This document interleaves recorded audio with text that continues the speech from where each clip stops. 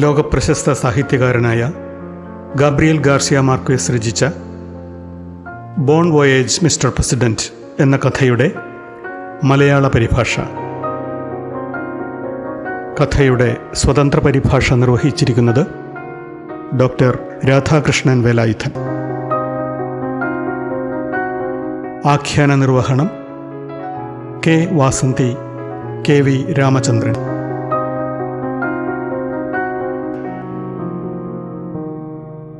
പശ്ചാത്തല സംഗീതം ഋത്വിക് എസ് ചന്ദ്. സാക്ഷാത്കാരം കെ വി രാമചന്ദ്രൻ.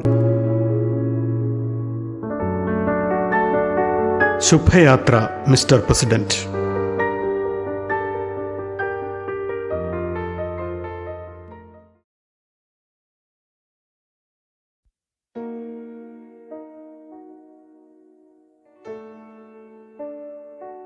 ഇതൊക്കെയാണെങ്കിലും മിക്ക ആംബുലൻസ് ഡ്രൈവർമാരെയും പോലെയുള്ള ചില ദൗർബല്യങ്ങൾ ഹോമിറോയ്ക്കുമുണ്ടായിരുന്നു. ഒന്നാമതായി, അയാളുടെ യഥാർത്ഥ ഉദ്ദേശ്യങ്ങൾ അയാൾ പുറത്തു പറയും പോലെ അത്ര നിഷ്കളങ്കമായിരുന്നില്ല എന്നതുതന്നെ. ആശുപത്രിയിലുള്ള ജീവിതത്തിലേക്ക് മടങ്ങി വരാനിടയില്ലാത്ത രോഗികൾക്ക് വേണ്ടി പല ഏർപ്പാടുകളും ചെയ്തു കൊടുക്കുന്ന ഒരു ദല്ലാൾ കൂടിയായിരുന്നു അയാൾ. ആശുപത്രിക്ക് പുറത്തുള്ള ചില ശ്മശാനാധികൃതരോടും ഇൻഷുറൻസുകാരോടുമൊക്കെ അയാൾക്ക് ഇടപാടുകൾ ഉണ്ടായിരുന്നു. ദൂരെ, പ്രത്യേകിച്ചും വിദേശത്തു നിന്നും വരുന്ന പല രോഗികൾക്കും അത്യാവശ്യമായിരുന്നു ഇത്. ഭാര്യയും 2 കുട്ടികളും അടങ്ങുന്ന കുടുംബത്തെ ചെറിയ ശമ്പളത്തിൽ പോറ്റേണ്ടി വരുന്ന ഹോമിറോവിനെ പോലെ ഒരാൾക്ക് ഇങ്ങനെ എന്തെങ്കിലും കൂടാതെ കഴിയുമായിരുന്നതുമില്ല. ഹോമിറോവിൻ്റെ ഭാര്യ ലിസാറ ഡേവിഡ് പ്രായോഗികമതിയായ ഒരു സ്ത്രീയായിരുന്നു. പോർട്ടോറിക്കയിലെ സാൻ ജുവാൻ പ്രവിശ്യയിൽ നിന്നുള്ള യൂറോപ്യൻ മിശ്രവർണ്ണക്കാരിയായിരുന്നു അവൾ. മെലിഞ്ഞ പ്രകൃതക്കാരിയായ അവളുടെ കണ്ണുകൾ അവളുടെ പ്രകൃതം പോലെ തന്നെ തീക്ഷ്ണവും മുൻശുണ്ഠി നിറഞ്ഞതുമായിരുന്നു. അവളുടെ നാട്ടിൽ നിന്നു തന്നെയുള്ള ഒരു ഇടനിലക്കാരൻ ഒരു നഴ്സിംഗ് സഹായിയായി അവളെ ജനീവയിലെത്തിച്ചു. ആശുപത്രിയിലെ ജനറൽ വിഭാഗത്തിൽ വെച്ച് പരിചയപ്പെട്ട ഹോമിറോയും ലിസാറയും കത്തോലിക്ക പള്ളിയിൽ വെച്ച് വിവാഹിതരായി.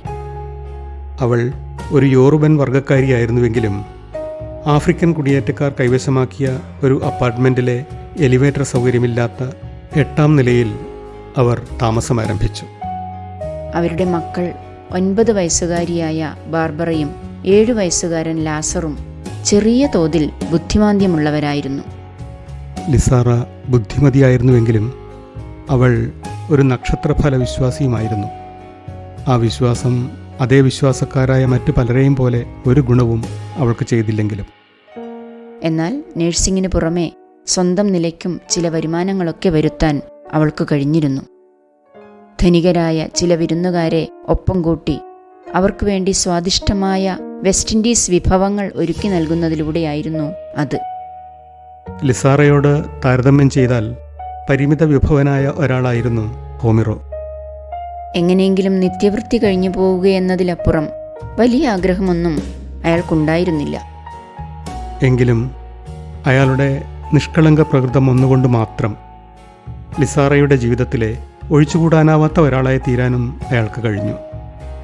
കാര്യങ്ങൾ വലിയ തടസ്സങ്ങൾ കൂടാതെ നടന്നു പോകുന്നുണ്ടായിരുന്നു. എങ്കിലും പുതിയ ഓരോ വർഷവും അവരുടെ ജീവിതത്തിൽ പുതിയ പുതിയ പ്രശ്നങ്ങൾ സൃഷ്ടിച്ചുകൊണ്ടിരുന്നു. കുട്ടികൾ വളരുന്നു, അവരുടെ ആവശ്യങ്ങൾ കൂടിക്കൂടി വരുന്നു. കഴിഞ്ഞ 5 വർഷങ്ങളായുള്ള അവരുടെ സമ്പാദ്യങ്ങളൊക്കെ ഇപ്പോൾ ഭൂനിരപ്പിലെത്തിക്കഴിഞ്ഞിരിക്കുന്നു. ഇങ്ങനെയിരിക്കെയാണ് ഒരു നാൾ വിദേശികളായ രോഗികൾക്കിടയിൽ ഹോമിറോ പ്രസിഡന്റിനെ കണ്ടുമുട്ടുന്നത്. തീർച്ചയായും മന്ദഗതിയിലായിരുന്ന അവരുടെ പ്രതീക്ഷകളെ തൽക്കാലത്തേക്കെങ്കിലും വാനോളം ഉയർത്താൻ പോന്ന ഒരു സംഭവം തന്നെയായിരുന്നു യാദൃശ്ചികമായ ആ കണ്ടുമുട്ടൽ. എന്നാൽ എന്തു സേവനമാണ് പ്രസിഡന്റിനായി തങ്ങൾക്ക് വാഗ്ദാനം ചെയ്യാൻ കഴിയുക? അതിനുള്ള എന്തു സാധ്യതയാണ് തങ്ങളുടെ കൈവശമുള്ളത് എന്നീ ആശങ്കകളും ഇതോടൊപ്പം അവരെ പിടികൂടിയിരുന്നു. സ്വാഭാവികമായും ഇവിടെ മരിച്ചാൽ ശരീരം പൂർണ്ണമായും എംബാം ചെയ്ത് നാട്ടിലേക്ക് മടക്കി അയക്കൽ, അല്ലെങ്കിൽ ഇവിടെ തന്നെ സംസ്കാരക്രിയകൾ ചെയ്യൽ എന്നീ കാര്യങ്ങളാണ് ആദ്യം അവരുടെ ഉള്ളിലേക്ക് എത്തിയത്. എന്നാൽ അയാളുടെ മരണം അത്ര സുനിശ്ചിതമായി കഴിഞ്ഞ ഒന്നല്ലെന്ന് ക്രമേണ അവർക്ക് മനസ്സിലായി. അതിനാൽ വിരുന്നു സൽക്കാരത്തിനായി അയാളെ വീട്ടിലേക്ക് ക്ഷണിച്ച ദിവസങ്ങളിൽ നല്ലവണ്ണം ആശങ്കാകുലരുമായിരുന്നു അവർ. ഹോമിറോവിനെ സംബന്ധിച്ചുള്ള യഥാർത്ഥ കാര്യം, അയാൾ ഒരിക്കലും ഒരു യൂണിവേഴ്സിറ്റി ബ്രിഗേഡിൻ്റെ ക്യാപ്റ്റൻ ആയിരുന്നില്ല എന്നതാണ്. പഴയ ആ തെരഞ്ഞെടുപ്പ് കാലത്ത് അയാൾ അല്പം പണിപ്പെട്ട് ആ ഫോട്ടോഗ്രാഫിൽ കടന്നുകൂടിയെന്നു മാത്രം. എങ്കിലും ഇക്കാര്യത്തിൽ തീരെ ആത്മാർത്ഥതയില്ലാത്ത ഒരാളായിരുന്നതുമില്ല അയാൾ. തെരഞ്ഞെടുപ്പിന് ശേഷം നടന്ന പട്ടാള അട്ടിമറിക്കെതിരെ നാട്ടിൽ നടന്ന ചില തെരുവ് പ്രതിഷേധങ്ങളിൽ അയാളും പങ്കുചേർന്നിരുന്നു. അതുതന്നെയാണ് പട്ടാള അട്ടിമറികൾ സ്ഥിരം കഥയായി കഴിഞ്ഞ നാട്ടിലേക്ക് ഇനി തിരിച്ചു പോകേണ്ടതില്ലെന്ന അയാളുടെ തീരുമാനത്തിന് കാരണമായതും. അതിനാൽ പ്രസിഡന്റിനോട് ചില ചെറിയ കള്ളങ്ങൾ പറയുന്നതിൽ വലിയ മനസാക്ഷിക്കുത്തൊന്നും അനുഭവിക്കേണ്ടി വന്നില്ല ഹോമിറോവിന്.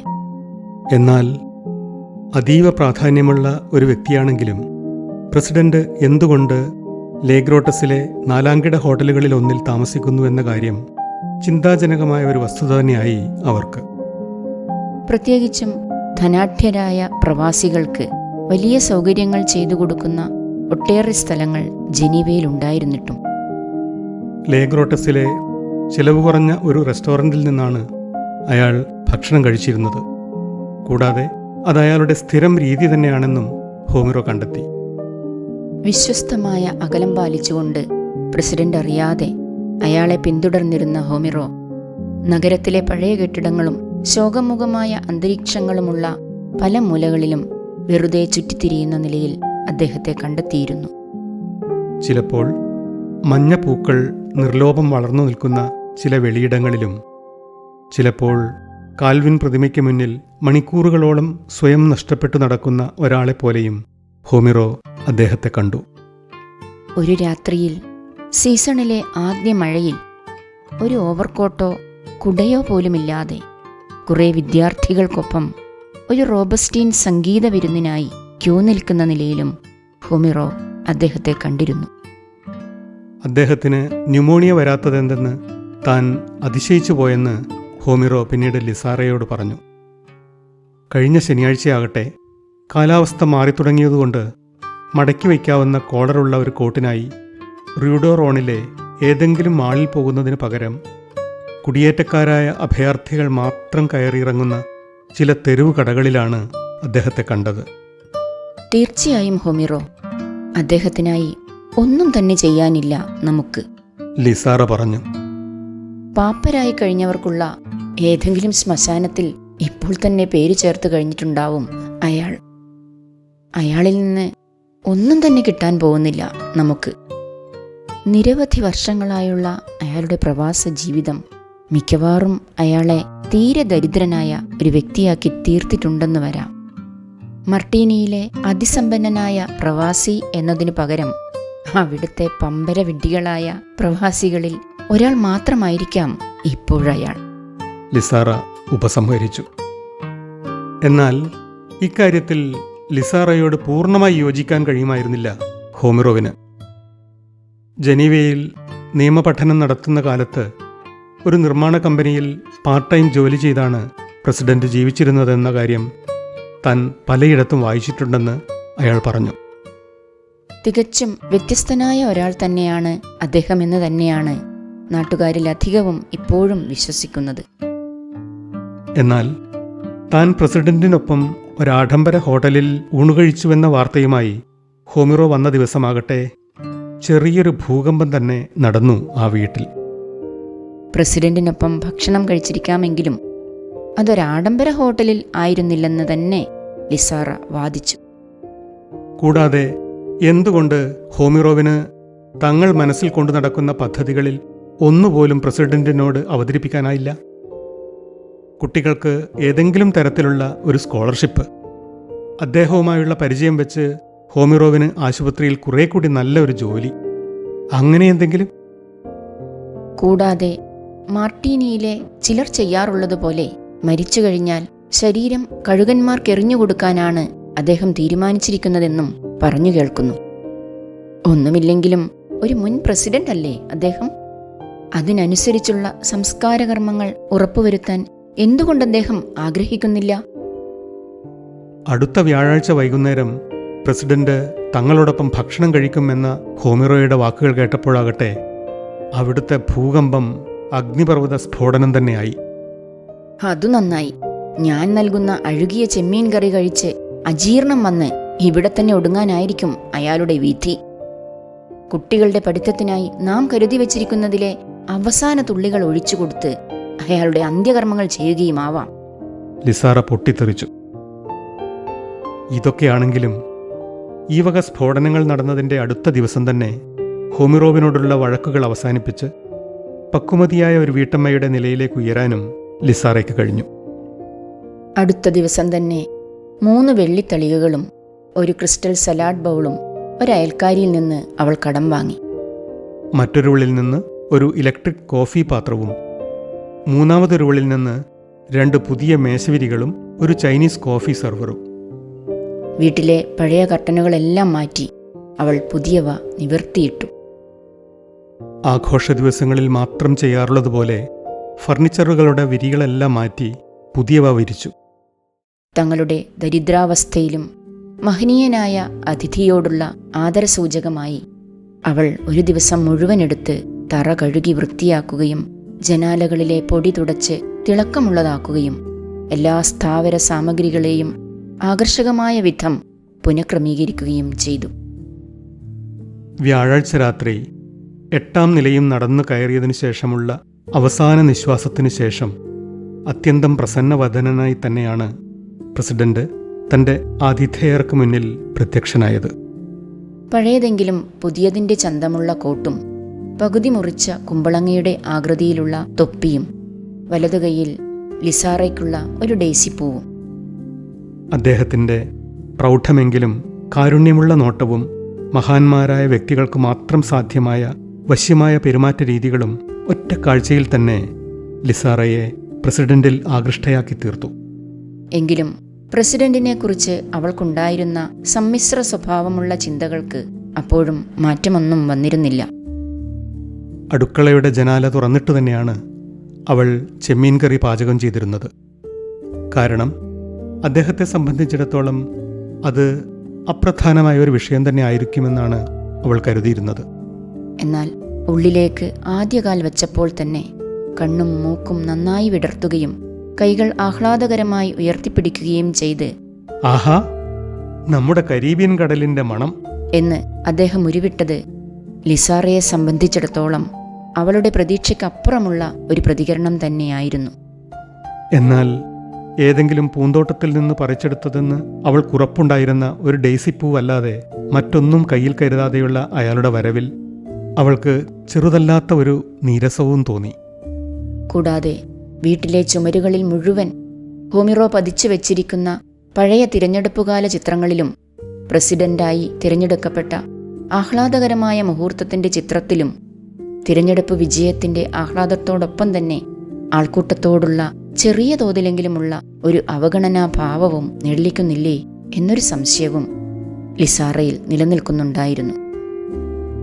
പ്രസിഡന്റിനെ സ്വീകരിക്കാനായി ചെറുതെങ്കിലും തങ്ങളാലായ പ്രകാരമുള്ള ഓരോ സമ്മാനപ്പൊതികളുമായി നിന്ന മക്കളായ ലാസറിനും ബാർബറയ്ക്കും നേരെ പ്രസിഡന്റ് കാര്യമായ സ്നേഹപ്രകടനം ഒന്നും കാണിച്ചില്ല. ഊൺമേശയിൽ വെച്ചാകട്ടെ വളർത്തുമൃഗങ്ങളോടും കുഞ്ഞുങ്ങളോടുമൊന്നും വേണ്ടത്ര പരിഗണന നൽകി പെരുമാറാൻ തനിക്ക് കഴിയാറില്ലെന്ന് അദ്ദേഹം തുറന്നു പറയുകയും ചെയ്തു. എങ്കിലും വിരുന്നുകാരനോടുള്ള ലിസാറയുടെ കരീബിയൻ ശുശ്രൂഷാഭാവം അവളുടെ എല്ലാത്തരം സംശയങ്ങളെയും തൽക്കാലത്തേക്കെങ്കിലും മറികടക്കുന്നതായിരുന്നു. അതിഥിക്ക് എത്രയും ആഹ്ലാദവും അഭിമാനവും അനുഭവപ്പെടുത്താൻ മാത്രം മാന്ത്രിക ശക്തിയുള്ള ഒരുവളായി തന്നെ അവൾ നിലകൊണ്ടു. വിശേഷാവസരങ്ങളിൽ മാത്രം ധരിക്കാറുള്ള വർണ്ണാഭമായ ഒരു ആഫ്രിക്കൻ ഗൗണാണ് ലിസാറ ധരിച്ചിരുന്നത്. മുത്തുകൾ പതിച്ച ഒരു ബ്രേസ്ലെറ്റ് അവളുടെ വലതു കൈത്തണ്ടയിൽ തിളങ്ങി. ആലോചനാരഹിതമായ എന്തെങ്കിലും പെരുമാറ്റമോ വാക്കോ നോട്ടമോ പോലും തന്നിൽ നിന്നുണ്ടാവാതിരിക്കാൻ അവൾ പ്രത്യേകം ശ്രദ്ധിച്ചു. തീർച്ചയായും അപ്രതിരോധ്യമായ ഒരു ആതിഥ്യ മര്യാദ തന്നെയായിരുന്നു ലിസാറയുടേത്. ചെമ്മീൻ കറി ലിസാറയുടെ അടുക്കളയിലെ അപൂർവ വിഭവമൊന്നുമായിരുന്നില്ലെങ്കിലും അപൂർവമായ സ്വാദോടെ തന്നെയാണ് പ്രസിഡന്റിനായി അവൾ അത് പാകം ചെയ്തത്. അദ്ദേഹമാകട്ടെ അവൾ ഒരുക്കിയ ചെമ്മീൻ കറിയെക്കുറിച്ചും നേന്ത്രക്കായ നുറുക്കിനെക്കുറിച്ചും കപ്ലിങ്ങ സാലഡിനെക്കുറിച്ചുമെല്ലാം പരിമിതമായെങ്കിലും ഉള്ളിൽ നിന്ന് തന്നെ വന്ന വാക്കുകളാലും ഭാവപ്രകടനങ്ങളാലും തൻ്റെ സന്തോഷം രേഖപ്പെടുത്തുകയും ചെയ്തു. ഭക്ഷണാന്ത്യം വരെയും പ്രസിഡന്റിന്റെ ആവശ്യങ്ങളറിഞ്ഞ് അദ്ദേഹത്തിന്റെ അരികിൽ തന്നെ നിന്ന ലിസാറ തന്റെ ഭാഗം ഏറ്റവും മഹനീയമായ രീതിയിൽ തന്നെ നിർവഹിച്ചു. ഒടുവിൽ ഹൊമിറോവിന്റെ ഉള്ളിൽ നിന്ന് തന്നെ പുറപ്പെട്ട ഈ നിമിഷങ്ങൾക്കായി ദൈവത്തിന് നന്ദി എന്ന പ്രതികരണം വരെയും